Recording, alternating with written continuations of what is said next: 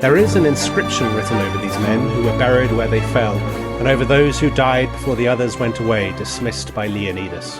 It reads as follows: Here 4,000 men from the Peloponnese once fought 3 million. That inscription is for them all, but the Spartans have their own. Go tell the Spartans, thou who passest by, that here, obedient to their laws, we lie. So wrote Herodotus, the father of history, looking back on the Spartans who died at the Battle of Thermopylae. Tom Holland, Thermopylae is one of the two great engagements in the Greco-Persian wars, the wars that in some ways are at the very foundation of history itself. So tell us, why are we doing this subject, apart from the fact that it's a brilliant subject? It is a brilliant subject. I have to say, I mean, basically, it's the subject that got me into history as a child. So maybe come to that in a minute. But the reason we're doing specifically Thermopylae and Salamis, which are the two great battles fought in 480 BC, is that this is the 2500th anniversary. So this episode will be going out at approximately the day on which 2,500 years ago, the Persian battle fleet was defeated in the Straits of Salamis, thereby perhaps radically changing the course of history. I mean, we might come on to a discussion about that definitely later. We definitely I thought we would. But as you said, also it is in a way kind of the foundation of history, because this story about how the Greeks confronted the Persians and defeated them became the theme for the first great work of history, Herodotus. And I'm very grateful that you cited him, but you didn't use my translation. I didn't use your translation. Do you know why? I just couldn't find it in time, to be honest. Even as I was reading it, I felt you knew I'd be cross. I thought you'd be cross, but I thought that would add a piquancy to the episode. Yes, it does. It does. It's driven me into an absolute fury. Now, of course, you have only recently been associating with the Persian, because you are coming to this. I mean, one reason I wanted to puncture your sort of bubble of immense pride, not that you have a bubble of immense pride, but if you did, I would want to puncture it, is that you've been basking in the adulation of fans of The Rest is History, haven't you? Because you've just, only a couple of days ago, you did the live show about top 10 mistresses with top Persian Ali Ansari. We did, and I think, I'm not entirely sure of the logistics of it, and this is all very complicated, isn't it? We record these episodes before they then go out, obviously.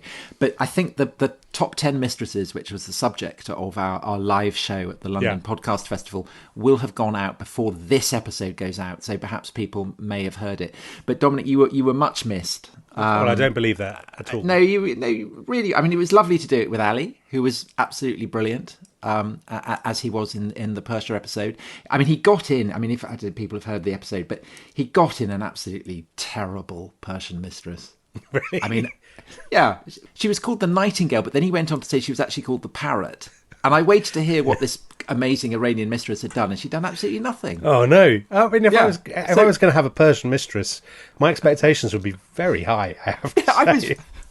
I was very disappointed in that. But having said that, everything else about Persia obviously is brilliant. Yes. You know my thesis, and one that Ali shares, that basically everything comes from Persia, and that is, I think, what makes the story of the Persian invasion of Greece so brilliant. And it's something that I didn't realise really when I got obsessed by it as a child, where I was all over the Greeks. It was completely Greece, it was Athens, it was Sparta, absolutely on their side. But I now, with the wisdom of my many decades, my wisdom of the years, I now appreciate that we owe just as much to Persia as we do to Greece. And that's what makes this such a seismic. So let's put this into context for listeners who don't share your childhood enthusiasm. So we're in the 5th century BC, is that right? And that's right, isn't it, Tom? You're just looking. Yes. And Persia is top nation. I mean, Persia is by far the most important, rich, sophisticated civilization in the Eurasian world, I guess. Well, I mean, putting China on one side. And Greece is nothing. Am I right? I mean, Greece is just a collection of kind of pretty obscure little city-states. So Persia is I mean, it's not just the greatest power on the face of the planet, it's the greatest power that has ever existed. The scale of its empire is unprecedented. And it goes from the shores of the Aegean right the way up. We talked about this in our Afghanistan episode. It goes all the way up beyond Afghanistan into kind of Central Asia to the Indus. It's rich. It's teeming with manpower. It commands the most sophisticated, the most ancient civilizations in the world. Egypt, Babylon, absolutely a stupefying power. And compared to that, absolutely, the Greeks are nothing. And when I wrote Persian Fire, which I'm shamelessly going to plug. No, you should plug it. My book on this. It is the popular history on this. But it's kind of you have to write a blurb, and I wrote Persian Fire in the backdrop to the invasion of Afghanistan and the Iraq War. And during the Iraq War, there was a lot of talk from American neocons about how America was the heir of Athens. It was a democracy. Yeah. And that the war in Iraq was a war for democracy, and so therefore, in a sense, they were the Athenians. But it struck me then, and it struck me very strongly over the past month with the kind of withdrawal from Afghanistan, that actually, in a sense, America is, in its sense of kind of global mission, its superpower status, its desire to bring order to a kind of rugged, terrorist-ridden backwater, is actually America. Right. Is actually Persia. And so the blurb that I wrote for Persian Fire, in the 5th century BC, a global superpower was determined to bring truth and order to what it regarded as two terrorist states.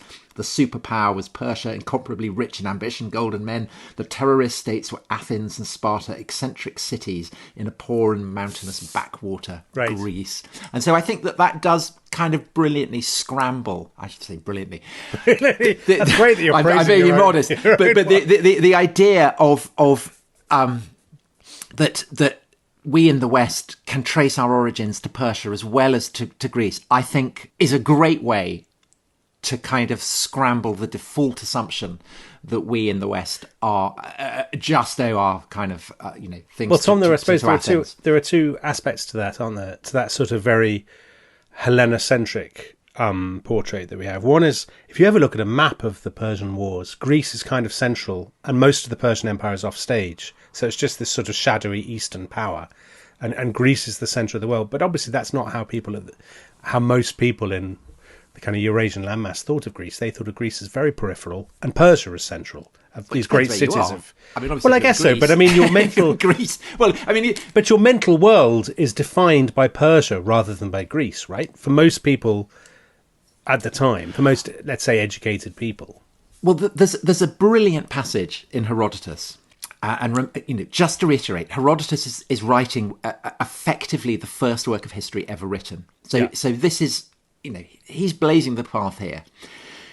And he is writing about a Persian king called Cambyses, who's the son of Cyrus the Great, who is the kind of the founder of the Persian Empire, eulogized by the Persians, but also by the Greeks, by the Jews. I mean, he's the kind of, he's hailed as the Messiah in the book of Isaiah.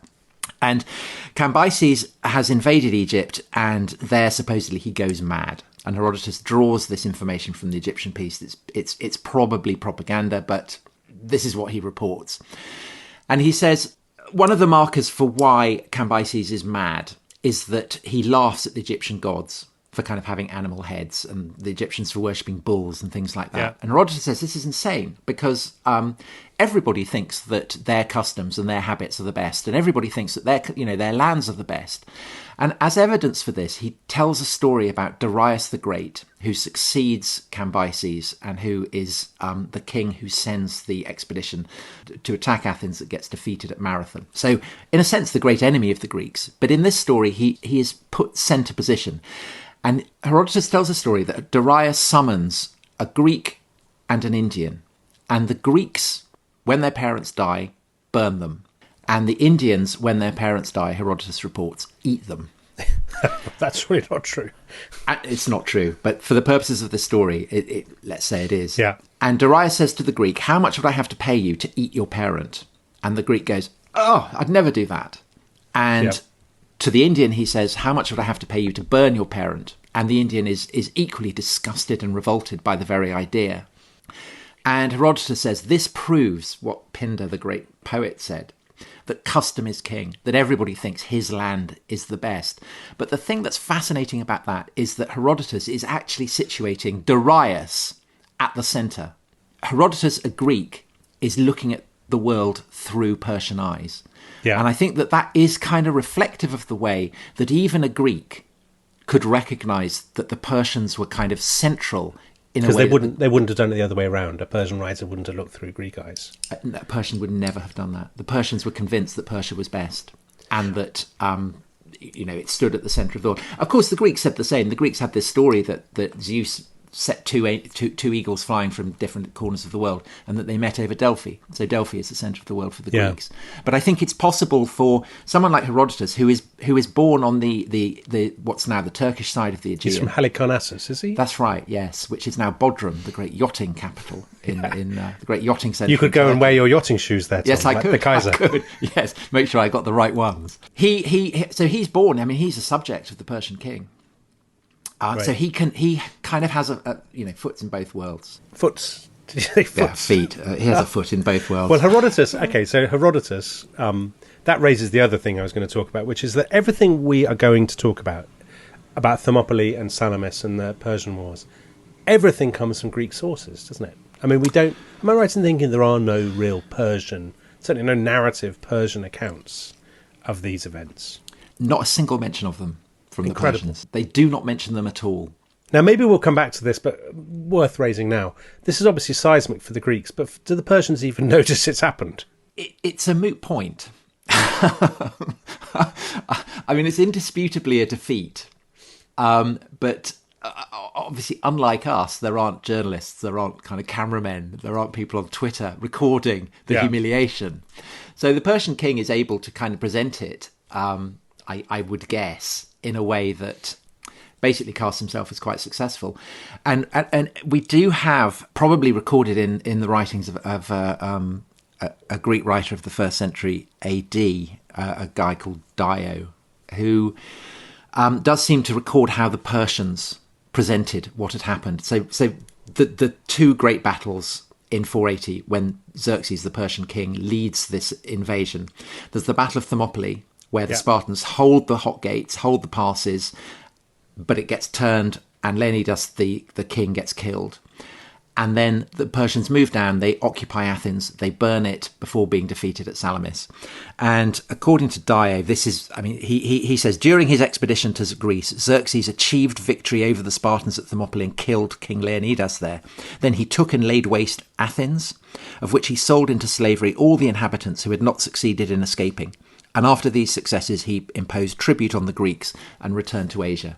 Well, that sounds very much like a Persian victory. Yes, so I'm sure that is how it would have been presented. And probably that is a kind of refracted echo of the original Persian propaganda, which hasn't survived. Yeah. It's kind of rippling down through the centuries to be recorded by this Greek historian who he's very open to kind of Persian knowledge and influences. But no, there are no Persian reports, really. And the reason for that is that the Persians essentially see themselves as having brought about the end of history. Okay. Everything's perfect. The Persians have conquered the world. And the thing about the Persians, and the reason why there are, in a sense, we in the West are its heirs as well as the heirs of Athens, is that the Persians are the first people to moralise the idea of empire. And I think we talked about this in our episode on empire, that they see the world as divided into truth and the lie, into light and into darkness.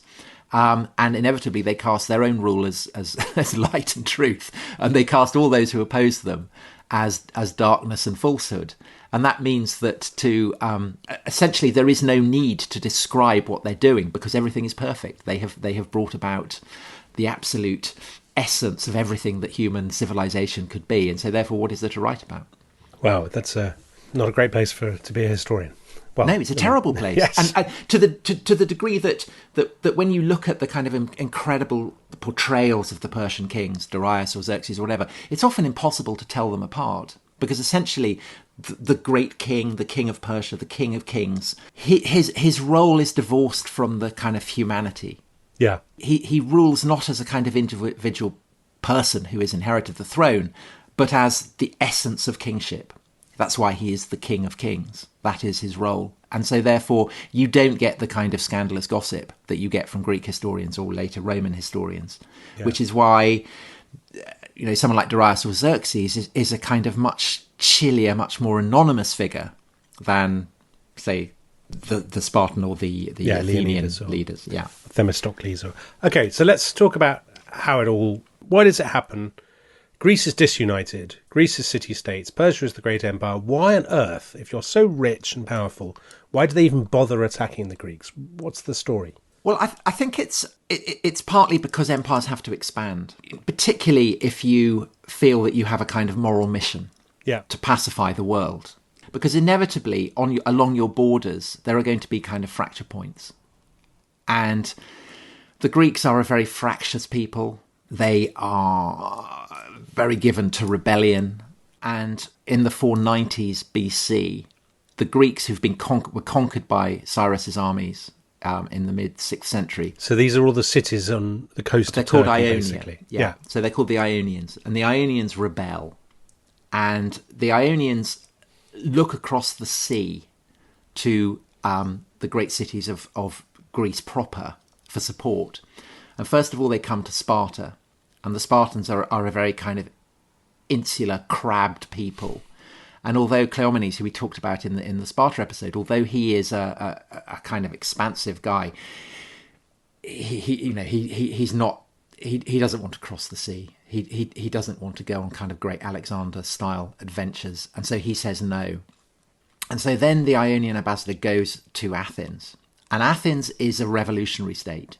It's chucked out this guy Hippias, who is a tyrant, and a tyrant doesn't quite have the meaning that it has in contemporary English. It's more like a kind of a Latin American dictator.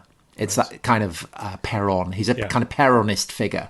He's been expelled, and the Athenians have embarked on this kind of radical political project that we know as democracy. And democracy today, it doesn't quite have the connotations that it would had for the Athenians, because for the Athenians, it's the demos, the people, that has the kratos, the power. The demos is everyone who's living, who has lived, and who will live, who have sprung from the soil of Attica. So it's deeply, deeply rooted in a sense of place. Yeah. The Athenians claim to be autochthonous, sprung from the soil. They're not immigrants.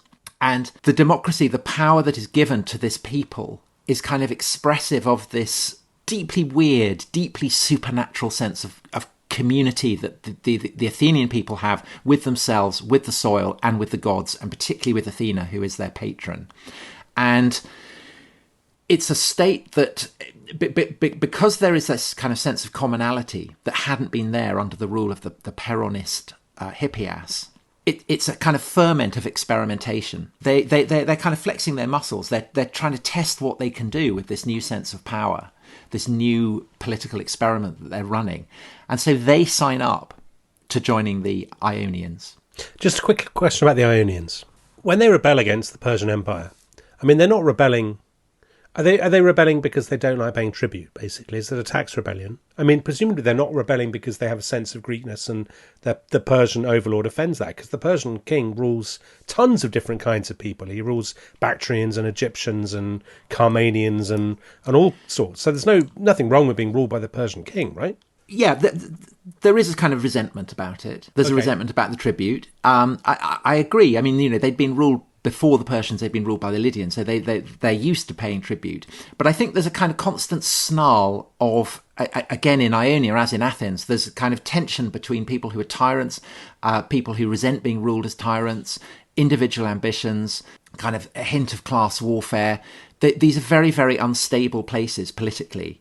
And so the kind of the yearning for freedom, the yearning to cast off Persian tributary power is kind of gets mixed in with the personal ambitions of the leadership. It's that generates the impulse to rebel, and it's what makes the Athenians kind of such natural allies. Yeah. And the guy who persuades the Athenians to join in says that it was easier to persuade 10,000 men in Athens than it was to persuade one man, Cleomenes, in Sparta. and there is this sense that that this is an uprising not just against the Persians but against the kind of the ruling classes that were the kind of the Petanists in these Ionian cities. So the Athenians, they send some ships, and Herodotus says that this was the beginning of the great process of chaos that was to convulse the world, these ships going. And the kind of echoes of the Trojan War there, which also Herodotus is kind of drawing out. So the Athenians go then, they join in an expedition to go and attack the Persian governor in Sardis, which was the former capital of the Lydian Empire. Croesus came from Sardis. Croesus, who invented money, came from there. The founding father of this podcast. Yes, exactly. So the Athenians join in the attack. They capture Sardis, but they don't capture the Acropolis, the kind of the high point, the high city, which holds out. And disastrously, they accidentally set fire to the city, and this burns down various temples. And the Athenians are so kind of appalled at having done this that they all retreat. The Persian, they get cavalry, they attack. The Ionians are defeated. The Athenians skedaddle back to Athens. There's a kind of enormous sense of anxiety, not just that they have kind of tweaked the tail of the Persian great beast, but also that they've offended the gods. And so basically there's a kind of agreement they're just going to forget about it. Right. Let's just pretend this didn't happen. And meanwhile, on the other side, the Persians are kind of moving in for the kill. They raise a great fleet. The Ionians are cornered outside Miletus, which is the centre of this rebellion, by an island called Lade, and the entire fleet just disintegrates. Because what the Persians are brilliant at when they fight, they're brilliant at bringing overwhelming force, which they have. They can muster fleets from across the empire. Yeah.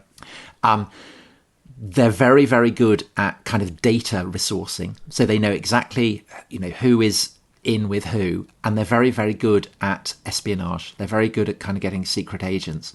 And so they use gold basically to foster dissension among the Ionians, and the whole battle fleet just disintegrates, and then the Persian fleet moves in and mops it up. They then sack Miletus, and they take away the inhabitants to Persia. The boys are castrated, the girls are sold as slaves. It's hideous.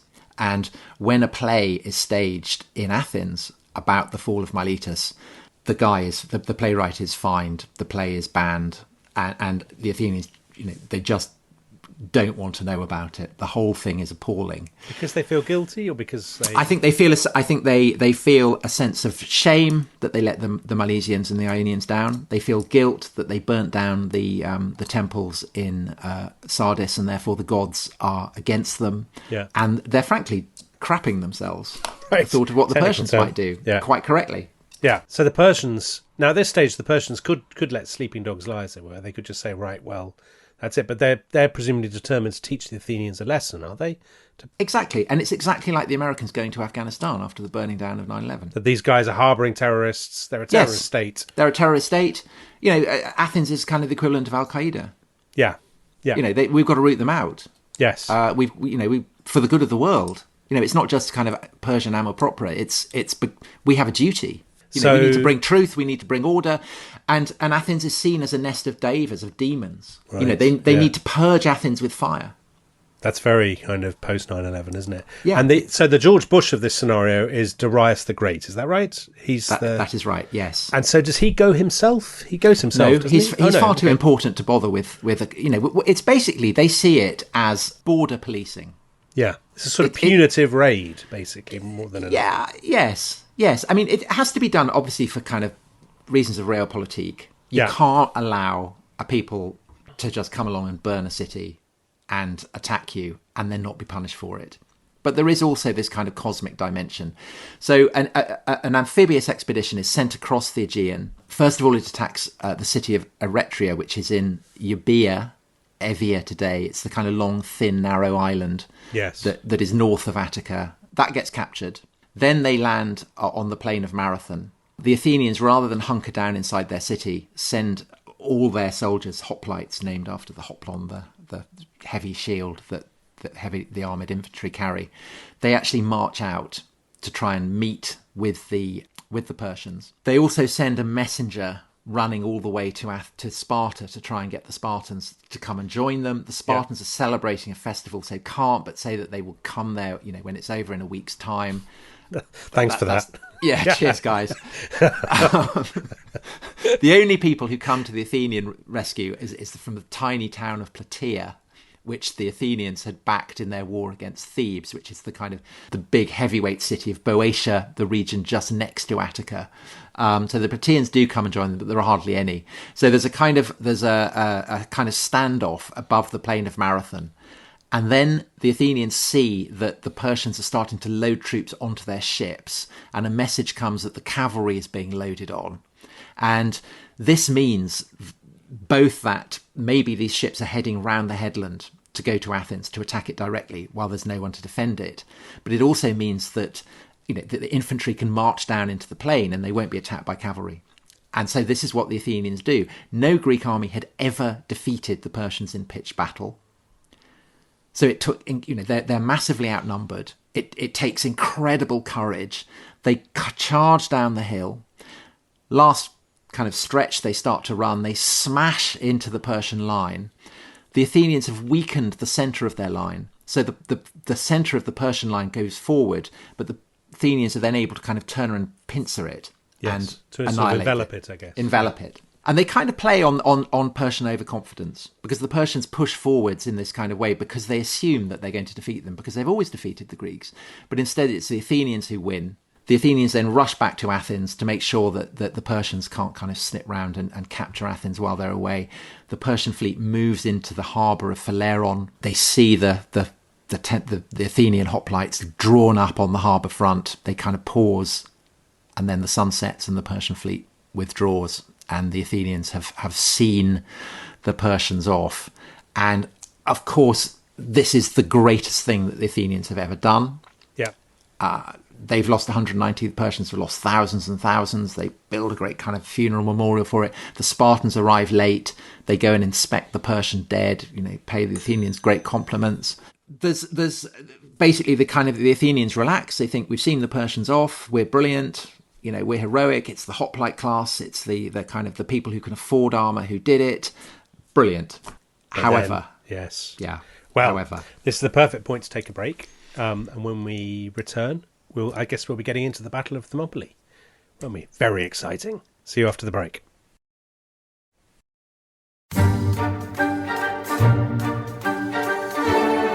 Welcome back to The Rest is History. We're talking about the Persian Wars and specifically the Battle of Thermopylae. So the Athenians have just wiped the floor with the Persians at Marathon, Tom, and very overconfident.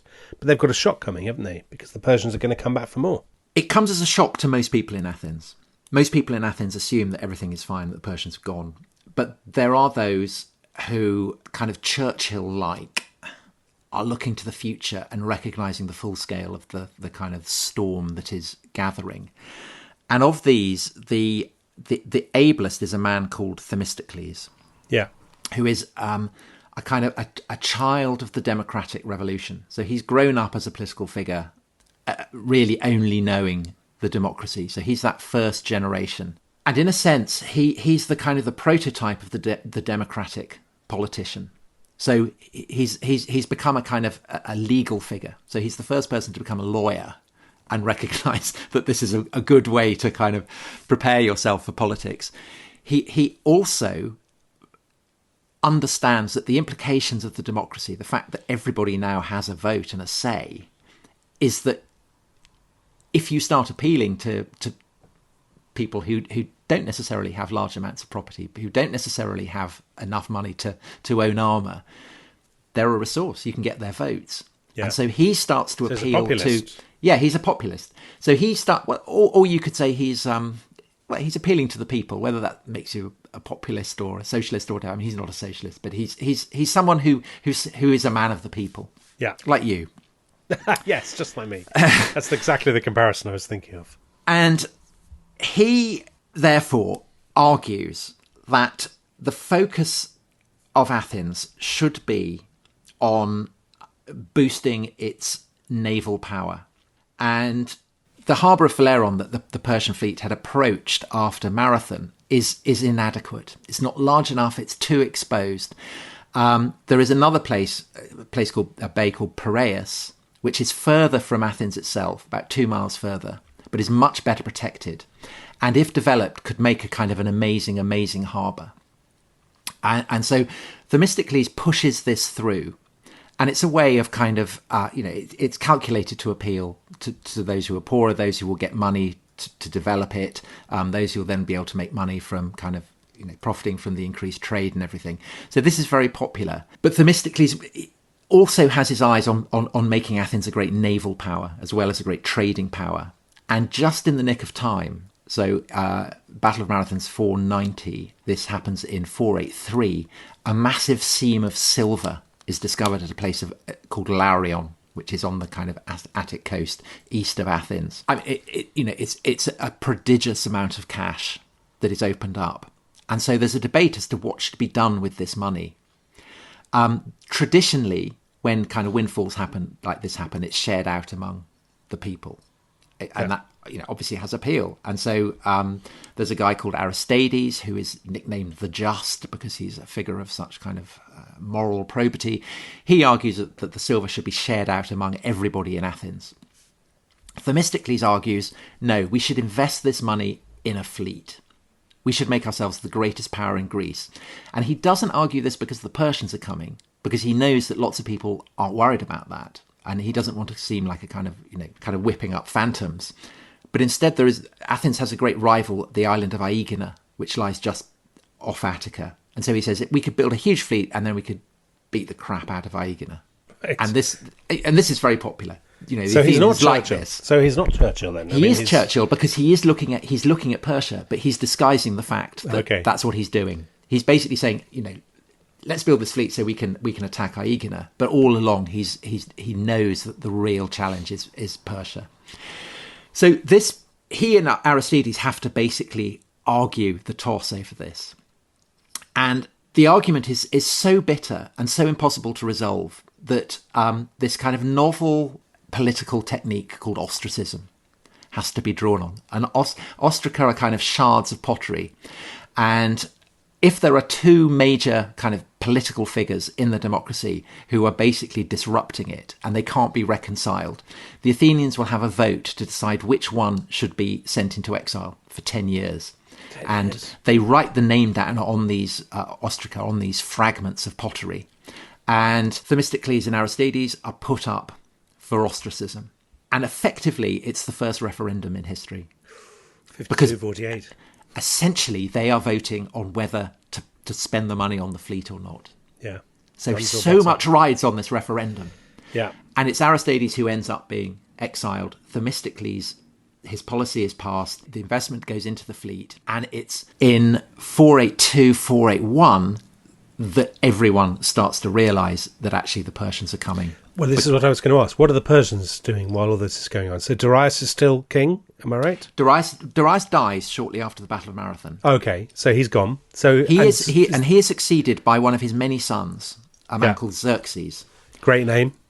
Great name and a great guy. I mean, he's seen as the kind of the archetype of a tyrant, a hubristic idiot who failed because the Greeks write the history. But he's a man of formidable capabilities. Because he's a Persian prince, he's the grandson of Cyrus. Darius comes from a different family, but Darius has married Cyrus's daughter Atossa. Brilliant name, Atossa. Yeah. Whether she was Atossa, who knows? But Tom, come on, calm down. That's a below me, isn't it? That's a terrible joke. She's a kind of formidable queen mother figure, but Xerxes himself is physically imposing. He's been trained. He's tough. He's been trained in all the attributes of war. He's also a great gardener. Persians are very, very. They love their gardens, don't they? They love their gardens, and there's a kind of war party in Persia that is saying, we should definitely invade Greece. And one of the ways that they get Xerxes to agree to this is to say that Europe has kind of amazing trees. You could get some beautiful trees for your garden. It's kind of saying it's like a kind of garden centre. Well, like Napoleon. Napoleon was very into his gardening. There's a whole book about Napoleon and gardening. Yes, the Ruth's Go one, isn't it? Yes. Well, Xerxes is the same. So Xerxes absolutely loves his trees, loves his plants, plants, saplings and stuff. And so he decides, yes, I have a duty to the Persian people, to the empire, but above all to gardening. The cosmic balance of good and evil, to invade Greece and to punish not just the Athenians but also the Spartans, because before Marathon, Darius had sent ambassadors round Greece asking for earth and water, which is the symbol of submission. Everybody had given it apart from the Athenians, who put them on trial, the ambassadors on trial, and executed them, and the Spartans, who famously chucked them down a well. Right. So you can sort of see that from Xerxes' perspective, he's punishing two terrorist states. Yes. Athens and Sparta, who are, they represent disorder, anarchy, violence. They treat ambassadors with scorn. They don't hand over the earth and water. They're just bad people. They are bad people. And that's absolutely, yes, they are bad. They are evil. That's exactly, it's an axis of evil. Athens and Sparta. And the Spartans are kind of paranoid about the crime that they've committed in murdering the assassins. And they actually send two Spartans to Xerxes to try and kind of make up for it. And, Xerxes doesn't kill them because he knows it's much better to leave the Spartans stewing in a sense of guilt. So essentially, Xerxes feels that he's on a moral mission. Yeah. But he also feels that, of course, when he's invading Greece, he's doing it as the King of Kings, as the King of the universe. And therefore, he can't, as Persians under Cyrus had done, do this kind of... The Persians under Cyrus have been very mobile, essentially kind of based on horses, just Persians, just the Medes, very, very swift, very effective. Xerxes can't invade Greece in that way because he's the king of the empire. So therefore, he has to take a force that is appropriate to his status as the king of the world. And so therefore, as well as all his kind of hardened troops, the Persians, the Medes, and so on, he also has to bring people from every corner of the empire. Even if they're no good at fighting. Even if they're no good at fighting at all. So, people who are armed with kind of stone-tipped spears and stone axes and things like that, they all have to come along. And this, in turn, makes it very problematic to get them there, because he can't, if he's bringing this size of force, and there are arguments about how large it is. So passage from Herodotus. Yeah, Herodotus says 3 million people, which is obviously completely exaggerated. Well, that's the poem that he's quoting. Herodotus actually says it's about 1,070,000 people. But I mean, that's obviously also a ludicrous figure. It's about 250, 300,000. I mean, it's enormous. I mean, that's a larger force than any amphibian. I mean, than anything up to D-Day. I mean, it's on an enormous scale. But they can't take them across in ships because there aren't enough. So that means that they've got to march across the Hellespont. Well, and then on across pontoon bridges Greece, or something. How do they get across the Hellespont? And they've got to take a fleet. Okay. So they have to kind of go in sync. Well, how do they cross the Hellespont? I mean, that's exactly the problem. Well, they build 2 pontoon bridges. Right. Okay. And the pontoon, there's a great storm in the winter and they get smashed up, so they have to be rebuilt. And the Greeks are absolutely shocked because the sea is punished symbolically by being branded and having fetters thrown into it. And this is seen as kind of massive, offensive to Poseidon, the god of the sea. I bet the sea was gutted. Yeah. Well, we'll find out whether the sea was gutted, because in due course this becomes a kind of important part of the story, the vengeance of Poseidon for this. But also what they do is that there'd been a fleet earlier that had sunk around Mount Athos. And according to Herodotus, the shipwrecked sailors had all been eaten by sea monsters. I mean, I don't know who were they? What were they? We don't know. And so Xerxes has commissioned people labourers to build canals, the 3 prongs of the Athos Peninsula. The canals are kind of dug through so that the fleet can just go straight through it and not risk being shipwrecked. So enormous preparations are made. And obviously the Greeks, even the kind of the dumbest Greek has to realise the monstrous scale of what is coming. And so in due course, when Xerxes arrives in Sardis, he winters there. They send spies over to find out how large the invasion force is. These spies get captured. They're about to be executed when Xerxes' guards come running up and say, "What are you doing?" The spies then get taken round. They get given full lists of everybody who's coming, all the brigades, all the ships and everything. Then they're sent back to the Greeks, who all absolutely terrified. And so in Greece, the prospect of this monstrous army coming is not met with a kind of a unanimous decision to resist it. The Athenians have to. Yeah. The Spartans have to, because they're clearly toast. But it's not obvious that the other Greeks do. And because the Athenians and the Spartans have enemies among the Greeks, the likelihood is that Argos, the great rival in the Peloponnese for the rule, Sparta's great rival, who the Spartans hate, the Argives hate them. The Argives claim descent from a guy called Perseus, famous for chopping off the head of the Gorgon. And the Argives say that the Persians are descended from Perseus as well. In a sense, they're kind of, so they're kin. So maybe they should side with the Persians. And so they refuse basically to join. They say the only way that they'll join is if they can lead the army. And the Spartans refuse that. And the Argives know that they're going to refuse that. So basically they're neutral. And then the Thebans, because the Athenians and the Thebans have had this bust up over Plataea, this kind of tiny town in Boeotia that properly should be subordinate to Thebes but has become an Athenian ally, the Thebans are gagging to side with the Persians as well and see Athens destroyed. So the idea that this is a Greco-Persian war, a clash between two civilizations, Greece and Persia, is completely wrong, right? It's not completely wrong, because the Greeks and the Persians have very, very different perspectives on things. I mean, so there are Greeks fighting on the Persian side, though, absolutely, aren't there? And there are Greeks who will always regard a kind of outside force as a lesser threat than their immediate enemies. Yeah. And the Persians know this. And the Persians are absolute masters of dividing and ruling. And that's why their agents are everywhere. They have an incredibly sophisticated espionage network. Tom, I'm very conscious. This episode is all about Thermopylae.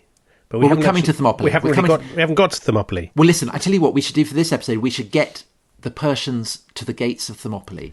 Okay. And then we'll do Thermopylae. So we should call the episode The Gates of Thermopylae. The Road to Thermopylae. The Road to Thermopylae. The Road to Thermopylae. So that's what you're listening to, in case there's any uncertainty. Sorry, guy. Been going on too long. No, it's fine. I mean, it's not quite Rachel Morley on the top 10 churches level of delay and jeopardy. Talk faster. Yeah. So, okay, there are Greeks on the Persian side, and there are also Greek mercenaries, aren't there? The Persians always relied on Greek mercenaries. And obviously there must be Greeks from the Ionian coast. Absolutely. So the Ionians, they have to supply contingents of ships. So the great king marches from Sardis. He marches up to Troy, where he offers sacrifice to Athena to show that, there's no hard feelings about the fact he's going to destroy her city, try and get her on board.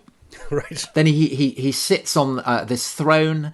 All his fleet is out before him, his armies. Oh, yes, I remember this scene in your book. Kind of famous scene. Great set piece. That Herodotus describes, and he gazes out, and then suddenly he bursts into tears. And his uncle asks him, "Why are you weeping?" And Xerxes says, "I'm looking out at all these men who are under my command, and then I suddenly thought that in 100 years, not one of them will be left alive." Gosh, Xerxes is such an impressive, profound thinker. Isn't he? I admire him for that. He clearly didn't say that, because that's a very Greek perspective. It's right. Herodotus kind of projecting it onto him. Right. But I think that Herodotus does say that, Xerxes is the most physically impressive, the most kind of authoritative figure in the army, that he deserved to be king. So there's a recognition that Xerxes is a very kind of impressive performer. But that said, Tom, so that scene is Herodotus projecting. But then you say, Herodotus then says Xerxes is incredibly formidable and impressive and everything. But, I mean, presumably that's Herodotus projecting as well, isn't it? That's him creating a suitable villain for the Greeks to defeat. Yes, so actually, in a sense, we know nothing about Xerxes that's not filtered through all this sort of historicising propaganda. Well, I think the fact that Herodotus, obviously, Xerxes is the great invader, he loses, so it's inevitable that he's going to be cast as the villain. I think the fact that Herodotus can say he's also a very impressive figure. Yeah. If he was King John, he would not have done that. No, he would not. So I think that we can assume that Xerxes is an impressive figure, not only because Herodotus says he is, but also because he does actually control this great army. Yeah. He does hold it all together. And that's no easy feat at all. And so they cross the Hellespont. Yeah. Takes 7 days, according to Herodotus, and they start marching along northern Greece and then down, and the fleet is slowly kind of matching it as it slips along the coastline. And so there's this sense of this terrifying force coming towards Athens, coming towards Sparta. And this inevitably generates kind of immense panic among the Greeks, who have decided that they're going to fight. So they do what the Greeks always do in such situations, which is to consult Apollo at Delphi. And so the Spartans send a message, and the message from Apollo is that the only way that Sparta can hold out is if a king of Sparta dies. So that's something for the Spartans to think about. Yeah. And then the Athenians go, and the Athenian messengers walk in, and the Pythia, this kind of old woman dressed in a young girl's dress, Apollo speaks through her, goes, "Whoa, you're screwed. You're absolutely screwed. Is that There's no way." Says? Yeah, pretty much. You're screwed. Run to the ends of the world. You're going to be murdered. And the Athenians totter out, and they kind of pale, and they can't believe it. Surely Apollo can give us something to cling to. And this priest comes out and says, "Guys, give it a go. Give it another go. Let's see what he comes up with this time." Right. And I'm going to read what Apollo says, because it's very important for what then subsequently happened. So Apollo says, "Athena has been begging Zeus to spare Athens, and Zeus is determined that Athens is going to burn. And yet, this word I give you, adamant, a promise, everything within the borders of Attica shall fall. Yes, and the sacred vales of nearby mountain ranges. But the wooden wall alone, the wooden wall shall stand. That much Zeus grants to Athena, as an aid to you and all your children, men on horses, men on foot, sweeping they come from Asia. Retreat, for soon enough you will meet with them face to face.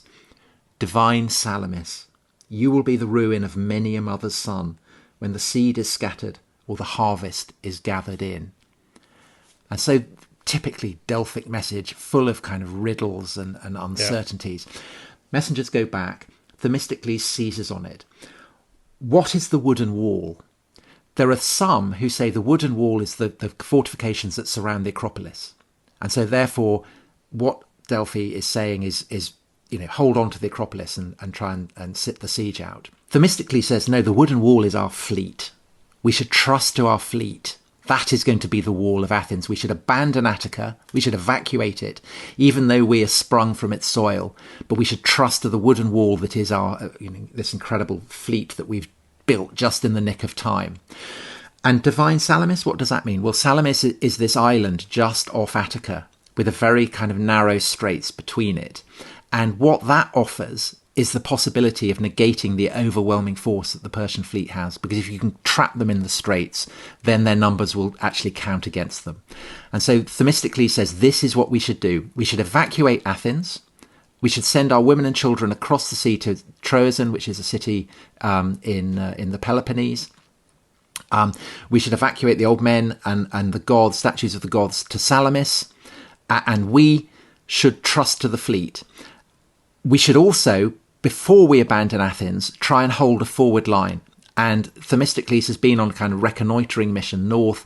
They've recognised that they can't hold the kind of the line around Mount Olympus, which is near Thessaly. But south of Thessaly, there's a very, very narrow road that has the sea on one side and a high mountain cliffs on the other. There are hot boiling springs of sulphur there, and so it's called the Hot Gates, Thermopylae in Greek.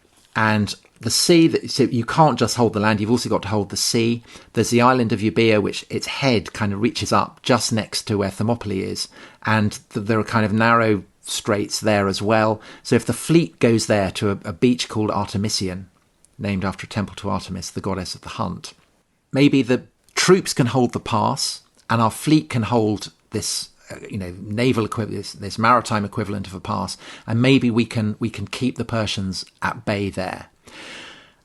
And this is the plan. And they wait, but still the Persians don't come. And August comes, and we remember talking about the Olympic episode that we did. We opened with this, how the Olympic Games start, and the Spartans are very kind of aware of their obligations to the gods. They can't fight during the Olympics. the Olympic festival. But then the news comes the Persians are almost at the gates. So the Spartans decide to send Leonidas with 300 men, all of whom have already had children. So the implication is they know that there's a massive risk that they're going to die. And there is, of course, also that prophecy from Apollo that only the death of a Spartan king will enable Sparta to survive. The Spartans advance northwards. They accumulate about 5,000 men on the way. Among them, men from Thebes, which is divided between people who want to oppose the Persians and to side with the Persians. So those who want to oppose the Persians go with Leonidas and the other men. They arrive at the gates. Meanwhile, the Greek fleet sails northwards to Artemision. It's not under the command of Themistocles because everybody else hates the Athenians. They're all jealous of them for having this new fleet, the Corinthians and the Megarans and the people from Aegina, people like that. So they're actually serving under a Spartan admiral. But effectively, Themistocles is in command. So you've got Leonidas on land. You've got Themistocles ready at sea. Oh, the tension, Tom. The tension. And then haze, a distant dust haze, is seen rising in the distance. And a flash of light comes from the island of Skiathos, which is just north of Artemision, at dawn, signalling that the first Persian ships have been seen. Brilliant. Well, that sets things up very nicely for the next episode.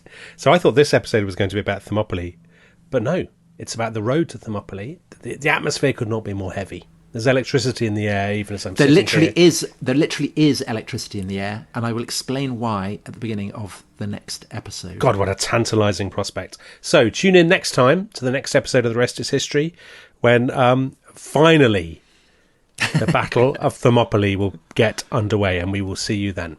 Goodbye.